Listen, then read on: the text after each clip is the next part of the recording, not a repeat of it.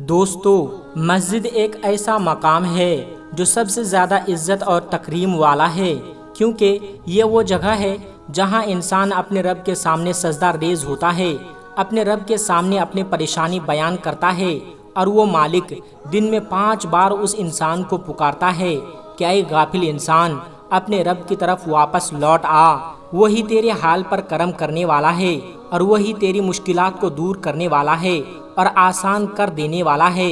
دوستو، مسجد سے مسلمانوں کا لگاؤ، محبت اور مسجد کی عزت و تکریم مثالی ہے، لیکن کیا آپ یہ جانتے ہیں کہ بھارت کے اندر 100 سال پرانی مسجد کو جب کھولا گیا تو اس کے تہخانے سے ایسی کیا چیز برآمد ہوئی کہ جس نے لوگوں کو انتہائی پریشان کر دیا؟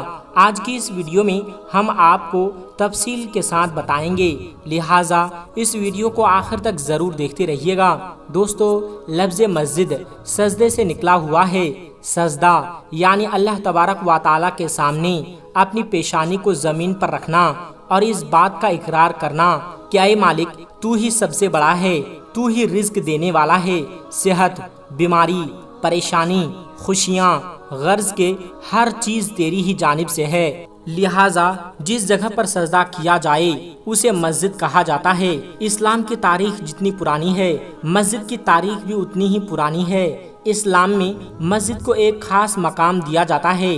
کوئی بھی ناپاک شخص مسجد کے اندر داخل نہیں ہو سکتا۔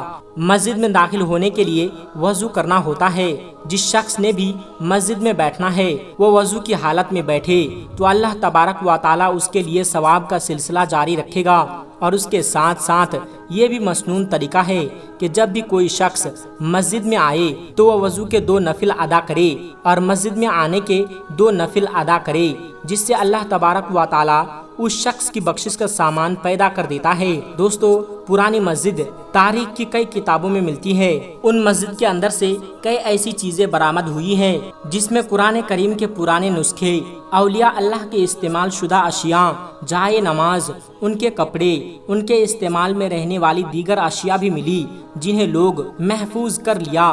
پاکستان میں اس کی سب سے بڑی مثال بادشاہی مسجد ہے، جہاں پر مسجد کے ساتھ ایک لائبریری اور میوزیم بھی قائم کیا گیا ہے۔ اس میوزیم کے اندر 100 سال پرانی اشیاء کو بطور زیارت رکھا گیا ہے، اور وہاں کچھ ایسے تبرکات بھی موجود ہیں جن کی زیارت ہر مسلمانوں کے لیے باعث فخر ہے، جس میں آپ صلی اللہ علیہ وسلم کے مہر مبارک اور صحابہ کرام سے منسوب اشیاء بھی موجود ہیں۔ اسی طریقے سے پورے دنیا کے اندر یہ سلسلہ موجود ہے کہ پرانی مسجد کے اندر میوزیم قائم کیا جاتا ہے جہاں پر ایسے تبرکات کی زیارت کا اہتمام کیا جاتا ہے۔ لیکن کیا آپ نے یہ سنا ہے کہ کسی مسجد کو جب کھولا جائے اور وہ مسجد 100 سال پرانی ہو تو اس مسجد کے اندر سے انسانوں کی ہڈیاں تہخانے کے اندر سے برآمد ہوئی؟ آج کی اس ویڈیو میں اس کے بارے میں تفصیل سے بات کی جائے گی، لیکن اس سے پہلے آپ کو 600 سال پرانی مسجد کے بارے میں بتاتے ہیں، جہاں 600 سال بعد جب اذان کے کلمات کہے گئے تو اس مسجد کی دیواروں سے اذان کی آواز ٹکرا کر واپس آئی، اور پھر اس کے بعد اذان کا جواب جو اسلام نے ہمیں سکھایا ہے وہ آواز بھی سنائی دی گئی۔ عالم اس حوالے سے بتاتے ہیں کہ 600 سال پرانی مسجد میں اور جن کے اندر بھی کئی قسم ہوتے ہیں، جن میں نیک جن بھی ہوتے ہیں، انہوں نے جب اذان کی آواز سنی تو مسلمانوں کے طریقے کے مطابق اذان کی آواز سنتے ہی انہوں نے اذان کا جواب دیا۔ اسی طریقے سے پرانی مسجد کے ساتھ کئی قصے کہانیاں منسوب ہیں۔ لاہور کی موتی مسجد کو جن والی مسجد کہا جاتا ہے، اس کے متعلق یہ بتایا جاتا ہے کہ یہ 200 سال پرانی مسجد اور یہاں پر آج مسلمانوں کے ساتھ ساتھ جن بھی نماز ادا کرتے ہیں اور اپنی عبادت کرتے ہیں۔ دوستو، اب آپ کو بتاتے ہیں بھارت کی مسجد کے متعلق۔ بھارت کے اندر یوں تو مسجدوں کے بے حرمتی کے کئی واقعات بھی سامنے آئے ہیں، لیکن کیونکہ ہندوستان کی تاریخ بہت زیادہ پرانی ہے، یہاں پر مسلمانوں نے طویل عرصے تک حکومت کی ہے، لہٰذا یہاں پر بہت سی مسجد موجود ہیں۔ ایک عالیہ مسجد جس کے متعلق بتایا گیا ہے کہ اسے 100 سال بعد کھولا گیا، اور وہ اس صورت میں اس کے نیچے موجود تہخانے کے سارے قدیمہ کے لوگوں کو جب اندازہ ہوا تو اس مسجد کے فرش کی کھدائی کرنے کے بعد اس تہخانے کو بھی کھولا گیا۔ اب نیچے کافی اندھیرا تھا تو نیچے روشنی کا اہتمام کیا گیا اور کچھ لوگ نیچے اترے اور دیکھا کہ وہاں پر تقریباً 100 سے زیادہ انسانی جسم کے ڈھانچے موجود تھے۔ یہ دیکھتے ہی وہاں موجود تمام لوگوں کی چیخیں نکل گئی، لیکن پھر فوری طور پر ان ڈھانچوں کو سائنسی تجربات کرنے اور ان کے متعلق مزید تفصیلات جاننے کے لیے وہاں سے دوسری جگہ منتقل کر دیا گیا۔ جب اس مسجد کے نیچے موجود تہہ خانے کے اندر سے بہت سے سیمپل بھی لیے گئے، اس کے بعد جب تاریخ کی کتابوں کا مطالعہ کیا گیا تو کچھ لوگ یہ بتاتے ہیں کہ یہ پتہ چلا کہ یہ دراصل یہ کسی بادشاہ کی قید کا اور جیل کا تہہ خانہ تھا، جہاں پر لوگوں کو قید کیا جاتا تھا۔ یہ 100 سے زیادہ لوگ کسی بادشاہ نے قید کر کے رکھے تھے، لیکن جب عوام کا اور دیگر اس کے حکمران دوستوں کا پریشر بڑھنے لگا تو فوری طور پر اس تہہ خانے کے اوپر ایک مسجد قائم کر دی گئی تاکہ کسی کو اندازہ تک نہ ہو سکے کہ اس مسجد کے نیچے کیا ہے۔ لوگ اس مسجد کے اندر آ کر نماز تو ادا کرتے ہوں گے، لیکن شاید وہ یہ نہیں جانتے تھے کہ وہ ایک ایسے تہہ خانے کے اوپر کھڑے ہیں جن کے نیچے 100 سے زیادہ لوگ اپنی زندگی کی بھیک مانگ رہے ہیں۔ اور آخرکار جب نہ وہاں پر روشنی پہنچی اور نہ ہی ہوا کا اہتمام ہوا تو یہ سب کے سب لوگ مر گئے اور ان کے جسم اب صرف ڈھانچے اور ہڈیوں کے مانند رہ گئے۔ ان ہڈیوں سے یہ اندازہ ہوا کہ یہ تقریباً 100 سے زیادہ عرصے تک اسی تہہ خانے میں پڑے رہے، اور اس سے پہلے کہ لوگوں کے جسم کی یہ واقعات ہیں۔ دوستو، ایسے کئی واقعات ہم پہلے بھی سن چکے ہیں اور ان کی حقیقت کیا ہے یہ ہمیشہ سے متنازع رہی ہے، کیونکہ یہ تاریخ دان اکثر اپنی کتابوں میں کچھ ایسے واقعہ بھی بیان کر دیتے ہیں جن کا حقیقت سے کوئی تعلق نہیں ہوتا، لیکن کیونکہ اب اس وقت میں واپس جا کر اس کی حقیقت نہیں جانی جا سکتی تو کچھ لوگ اسے من گھڑت تسلیم کر دیتے ہیں۔ اس واقعہ کے متعلق، اس مسجد کی حقیقت کے متعلق آپ کیا سمجھتے ہیں؟ آپ کو کیا لگتا ہے؟ آپ اپنی رائے کمنٹ باکس میں ضرور بتائیے گا۔ دوستو، ایک مرتبہ ایک شخص حضرت علی رضی اللہ تعالیٰ عنہ کی خدمت میں حاضر ہوا اور عرض کرنے لگا، اے علی، میں چاہتا ہوں کہ میں لوگوں کے دلوں پہ راج کروں، تو میں ایسا کیا کروں؟ اس پر حضرت علی رضی اللہ تعالیٰ عنہ نے فرمایا، اے شخص، میں نے اللہ کے رسول حضرت محمد صلی اللہ علیہ وسلم سے سنا ہے کہ جو شخص دل پہ راج کرنا چاہتا ہے تو وہ لوگوں پہ احسان کرنا شروع کر دے۔ جیسے جیسے تم لوگوں پہ احسان کرتے جاؤ گے، لوگوں کے دلوں پہ تم راج کرتے جاؤ گے۔ تو اس پر اس نے کہا، یا علی، میرے دامن میں اتنی وسعت نہیں کہ میں کسی پہ احسان کر سکوں۔ تو حضرت علی رضی اللہ تعالیٰ عنہ نے فرمایا، اے شخص، اگر تم کسی پہ احسان کرنے کی طاقت نہیں رکھتے تو پھر یہ کرو کہ جب تم نیند سے اٹھو تو صبح سے لے کر شام تک ایک وعدہ کرو۔ اے علی، کون سا وعدہ؟ حضرت علی رضی اللہ تعالیٰ عنہ نے فرمایا کہ اپنے رب سے وعدہ کرو کہ صبح سے لے کر رات تک میں کہ جس جس کو دیکھوں گا، جس شخص سے ملوں گا، اس کو دیکھ کر مسکراؤں گا، اس لیے نہیں کہ وہ مجھ سے اچھا لگتا ہے یا برا لگتا ہے، بلکہ اس لیے کہ وہ اللہ کا بندہ ہے۔ جب تم روزانہ اللہ سے وعدہ کرو گے اور اپنے دن کا آغاز کرو گے تو اللہ تبارک و تعالیٰ کے فضل و کرم سے اللہ تمہیں ایسا بنا دے گا کہ تم ہر کسی کے دل پہ راج کر سکو گے۔ دوستو، اب ہم آپ کو بتاتے ہیں کہ 7 گھروں میں اللہ تبارک و تعالیٰ کی لعنت ہوتی ہے اور ان 7 گھروں سے برکت چلی جاتی ہے۔ تو وہ 7 گھر کون سے ہیں ہم آپ کو آج بتانے والے ہیں، تو ویڈیو کو پورا ضرور دیکھیے۔ دوستو، اس کے ساتھ ساتھ ہم آپ کو یہ بھی بتائیں گے کہ حضرت علی رضی اللہ تعالیٰ عنہ نے فرمایا، عورت کو یہ 5 حق دے دو تو آپ کا گھر جنت بن جائے گا۔ ساتھ ہی ساتھ اللہ تبارک و تعالیٰ نے سانپ کو کیوں پیدا فرمایا، یہ کاٹنے اور مارنے والا سانپ اللہ نے اس کو کیوں پیدا کیا، یہ ویڈیو بہت ہی پیاری ہونے والی ہے، تو اس ویڈیو کو پورا ضرور دیکھنا۔ نمبر 1، رات کو کھانا کھانے کے برتن صاف نہ کرنا۔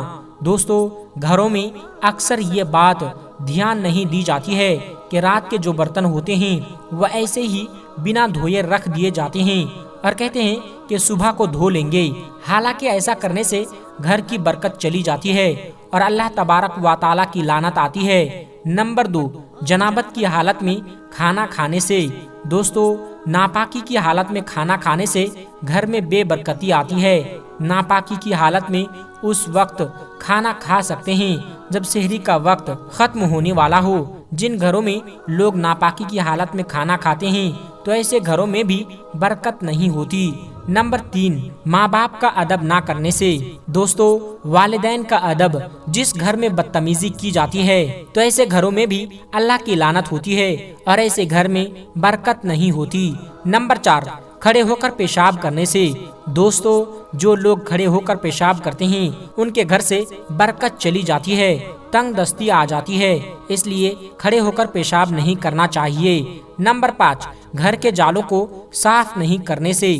دوستو، گھر کے جالے صاف نہ کرنا تو یہ بھی تنگ دستی کی علامت ہے۔